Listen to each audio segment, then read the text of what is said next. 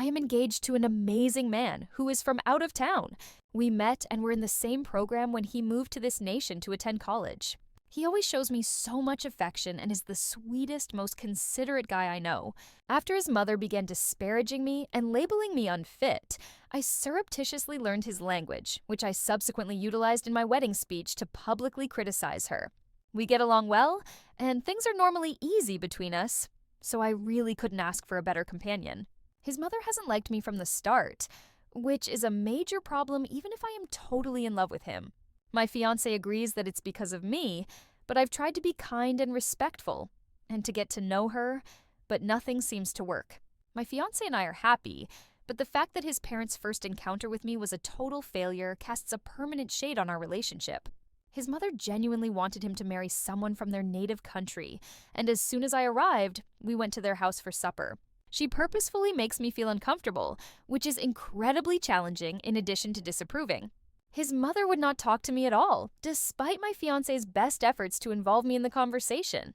Even though I knew she spoke English, she spent the entire evening speaking to her husband and children in her own tongue, which made me feel very awkward and out of place. I tried to be polite and say hi, but she disregarded me entirely.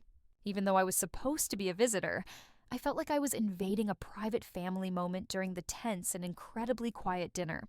I felt physically apart from them at the table, in addition to being left out of the discourse. Even worse, she grabbed one of the platters and fed herself when I reached for it.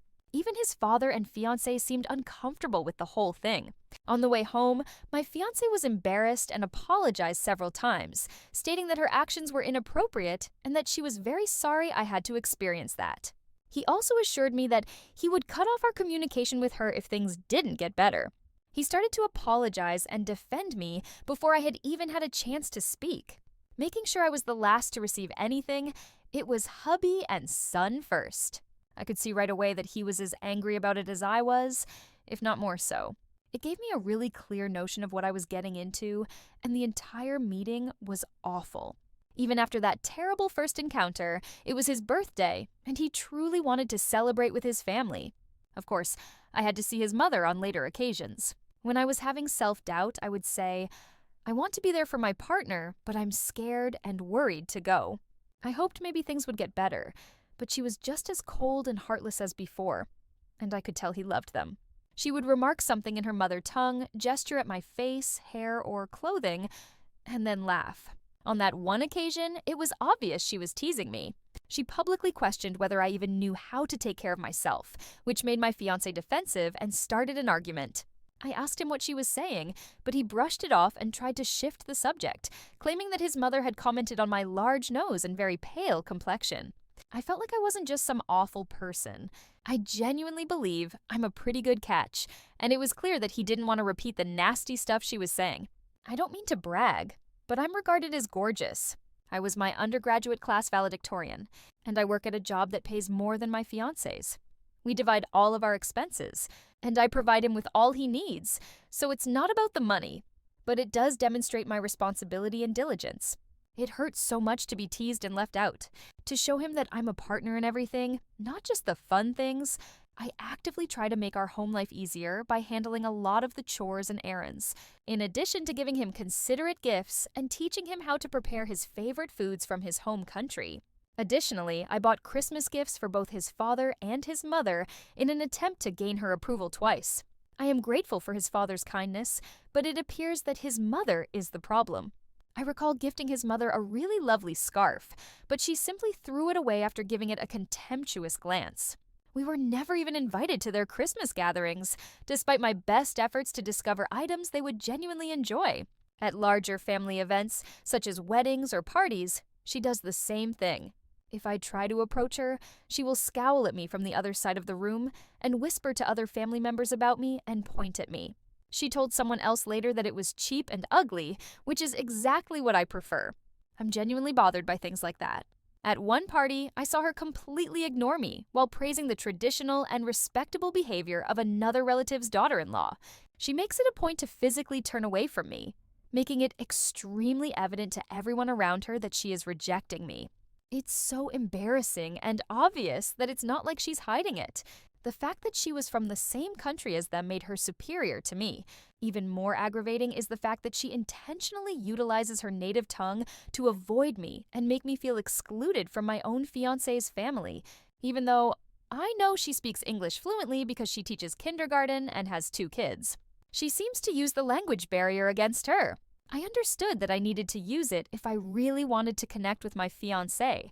In the end, I had to learn more about his culture, which included his language. I believed it would deepen our relationship. Therefore, I wanted to be able to share that part of his life with him. I decided to learn his mother tongue, but I didn't tell him about it. I imagined that one day I would surprise him by speaking to him in his own tongue for a long time. I committed myself to studying the language because I wanted to see his response and show him how much I cared. For almost 5 months, I worked on it almost every day, gathering all the materials I could from the internet, such as language learning applications and YouTube videos.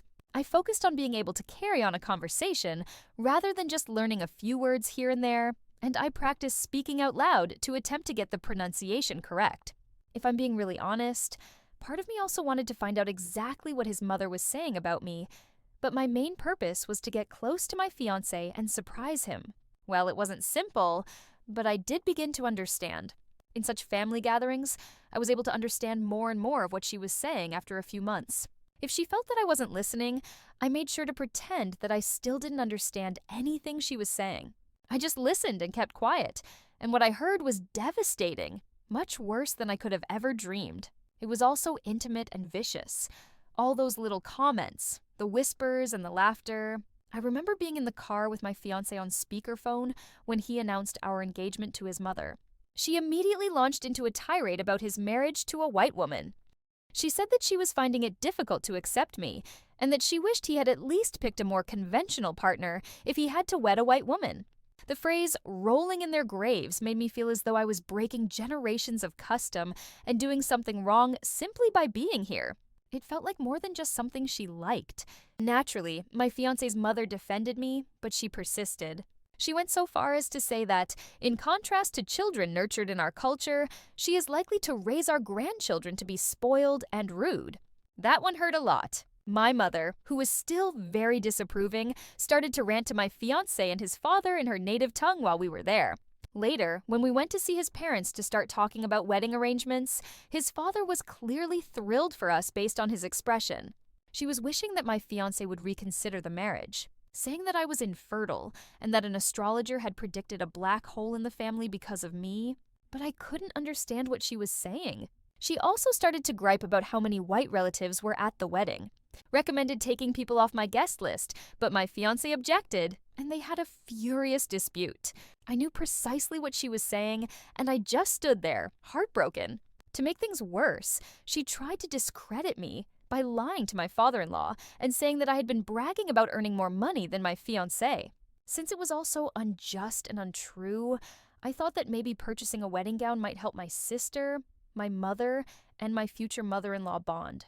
I had hoped it would be a chance for us to bond and have fun together, but it was not at all what I had hoped. She was awful. She would roll her eyes, say little things that were a form of passive aggression, and overall criticize every piece of clothing I tried on. Make me feel terrible? The hardest part was that my mother and sister were sobbing and praising me for my beauty when I discovered a garment that I liked and felt stunning in. But all my future mother-in-law had to do was look at me and say in her own language that it was ugly. And I understood her perfectly. On the other hand, his mother was always critiquing each piece of clothing.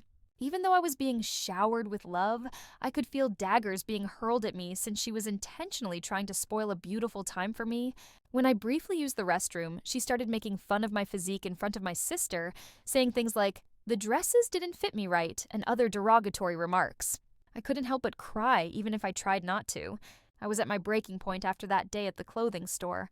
I didn't want to just let it happen, but I knew I couldn't let her treat me like this any longer. I was feeling more than just melancholy in the dressing room. I was also feeling angry, frustrated, and completely defeated since I knew that all of my efforts to be kind were being met with rejection. Because I wanted something stronger, I wanted to yell at her or start a fight. I started thinking about the wedding and asked myself, what if I embarrass her in front of everyone? I know it sounds terrible, but I felt like I had earned the right to give her a taste of my own medicine because I wanted her to know how much she had hurt me. I wanted to put her in her proper place. However, I started to question myself. Therefore, I'm coming to you. If I went through with this upgrade, would I be the a-hole? Whoa, I really appreciate your remarks and recommendations. I sincerely appreciate all of the support and humor. It has helped me feel a lot less isolated in this circumstance. However, given some of the comments I've been seeing, I wanted to clarify a few things. I couldn't ask for a greater companion, and he is my rock. I want everyone to know that he is totally on my side in this situation. He is actively battling against her behavior for the sake of my future rather than putting up with it. Since day one, my fiancé has been a huge support system and has always defended me. He is always there to console me when I'm feeling low and confronts his mother if she is acting disrespectfully. I think the simplest way to describe my mother-in-law is that she's just an old lady who is harsh. In my opinion, she is not racist in the traditional sense. Rather, her problem is personal, and she wants her son to wed a member of her own family. Just to be clear, this is entirely from her and does not represent her culture or her community as a whole. I don't want to ruin her career by reporting her to the school where she works, despite other people's suggestions to that effect. Even though I am angry and wounded, I don't want to become that bad, because I think that I am the one who is the problem for her, and I think it's unjust to reprimand her professionally for something that is happening in our personal life. I wanted to give you all an update because I've been getting a lot of messages and requests, but I simply want to deal with this situation head on without causing any problems. Our love and, let's say, a little bit of sweet retaliation have been celebrated. Everything was stunning on the wedding day, and I was overjoyed to be married to the person of my dreams. Any needless harm? The second update. Once more, hello everyone. I'm writing this on my honeymoon, and we're a happy couple. I decided to attempt something a little different when it came to giving speeches. Before switching to my husband's native tongue, I started by thanking all of our friends and family for coming to celebrate our great day in English. You should have witnessed the expressions on everyone's faces, particularly those of my husband and his family, who were completely taken aback. As I thanked them, I could see tears in my husband's eyes. I explained to them that I wanted to learn their language as a wedding present to my husband, as a way to express my love and appreciation for his culture. He came over and kissed me in the middle of the speech because he was so affected. I then turned to his father and thanked him again in his mother tongue, which at the time was not the case with my mother-in-law, for his kindness and genuine warmth. After which, I sarcastically thanked my mother-in-law for her rejection. I spoke in her native tongue to everyone about all the nasty things she had done and said, such as telling everyone I was infertile and making the absurd comment about my wedding dress. Her face was turning redder, and she was clearly ashamed. I also want to publicly address the false claim made by my mother-in-law that I boast about my income. I continued. After I explained the specific things my mother-in-law had done, I, Braden, told her, still in her native tongue, that skin color and ethnicity shouldn't be factors in love. She is complete trash and a piece of garbage that was picked up from a dumpster. This was a complete fabrication meant to make me look bad in front of her family. I also talked about how I wanted to be active in every part of my husband's life. Therefore, I had worked hard to learn their language and accept their culture. Lastly, I brought up how my mother-in-law's actions, her disparaging comments and estrangement, had only exacerbated our differences. When I stood up for myself and our future, my husband was very proud of me and later told me that he had never loved me more. I calmly informed her that she would not be allowed to have any future children with us if her behavior persisted. I made it plain that I would not allow my kids to be exposed to such bigotry and hate. Evidently enraged, the mother-in-law argued with my husband and father-in-law before hurriedly leaving. The greatest part was the reaction from other family members, as many of them came up to me. My spouse said he was certain she would reconsider before disrespecting me once more. For the rest of the evening, I didn't want to give her the gratification of any further reactions. For the first time, I truly felt like a member of the family and like I belonged. After they praised my language abilities and remarked how thoughtful it was of me to study their language, I felt incredibly empowered and thoroughly enjoyed the rest of the ceremony. I felt like a great weight had been lifted after I thought I had made my point and received the punishment I felt I needed. Update 3. Hello everyone! I recently got back from my honeymoon and discovered that my mother-in-law had left me a ton of voicemails. I initially chose to ignore the calls since I was still unhappy and hurt and wasn't sure I was ready to talk to her. But after some consideration, I decided to give her one final chance because my husband had pledged to support me no matter what. We agreed to meet when I gave her a call back. She had changed by the time I saw her. She was nervous and really sorry. Then, for the first time, she formally apologized, stating that she had been upset after my speech at the wedding, but that she had had time to calm down. She asserted that she became aware of how terribly she had acted after receiving criticism from numerous family members. She did not apologize for the worst things she had said, like calling my clothes unattractive or saying I was infertile, but she did accept that I had made a sincere effort to learn their language and love their culture. She said that she had a hard time accepting me since I was different from what she had imagined, and she apologized for making me feel so uncomfortable. I did notice that this section was a little glossed over, but it was a general apology that felt sincere. She also pledged to change and become more tolerant. She has always been very possessive of her husband, who is her only child. It's not like everything is flawless right away. This is more of a careful stride forward. I listened calmly to everything she said. Though I'm not really convinced yet, I'm hoping she'll change. We actually started talking, just chatting, after she apologized. I informed her that I wanted to attempt to improve our relationship going forward. I valued her candor and her readiness to make an effort at improvement. It felt fantastic, like we were finally starting to connect. When she told me some anecdotes in her original tongue about my husband when he was a young lad, I decided to give it a shot myself because, maybe for the first time, I could tell she was trying. I know this update may not have been what everyone was expecting, and some of you may have wanted me to interrupt her, but there was this one instance when I made dinner and she tried to compliment me, but it came out a little backhanded. Other minor details included the fact that she avoided looking me in the eye for too long, which made me think she wasn't quite at ease yet. I guess that was better than an insult, but it still had that tiny amount of insult in it when she remarked, "This dish is actually quite good for a white person's attempt. It's almost as good as how we make it." Completely or to continue the battle. But honestly, I think I made my point at the wedding when I defended myself and informed her that her behavior was wrong at the time. I want to go forward with optimism and give this a real chance to be a fresh start. I think the response from her own family was what finally made her decide to change her mind. She stated that numerous family members had called her after the wedding and accused her of being at fault. Though it's important to keep in mind that bad habits can be hard to break, I think she eventually understood how unjust and biased she had been. The truce will end if she makes a mistake or returns to the previous rudeness, but I'm prepared to try. I will defend her without hesitation. After a heart-to-heart, my mother-in-law and I are ready to try a new beginning. I'll update everyone. I'm praying for the best if I have to. Let's see how it turns out. Let's pray for a joyful and quiet existence for my spouse and me. Everyone, I am pregnant.